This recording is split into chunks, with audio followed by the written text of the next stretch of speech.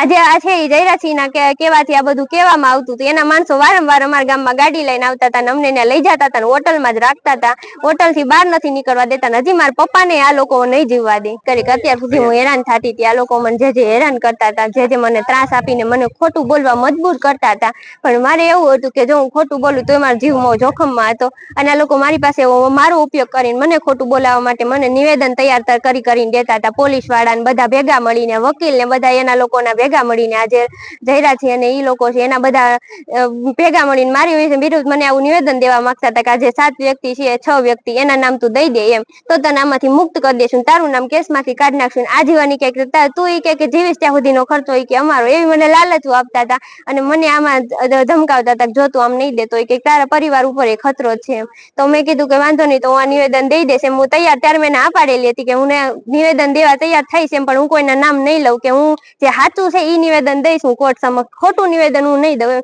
તો એને કીધું કે નહીં, ઈ રીતનું નિવેદન નથી દેવાનું. પછી એને મને હાથે તૈયાર કરીને નિવેદન દીધું અને ઈ નિવેદન મને દેવા માટે મજબૂર કરતા હતા. જયારે મેં નિવેદન અત્યારે ન આપ્યું અને મેં જે હકીકત હતી એ કોર્ટ સમક્ષ અત્યારે રજૂ કરી દીધી છે, તો હજી મારો પરિવાર છે એની ઉપર એટલો ખતરો છે કે આ લોકોની ગાડીઓ વારંવાર ત્યાં પોગી જાય છે અને હેરાન કરે છે એટલી હદે કે મારા પપ્પાને આ નથી જીવવા દેવાના, નથી અમારા પરિવારને જીવવા દેવાના. એનો એટલો ત્રાસ છે અમારી ઉપર.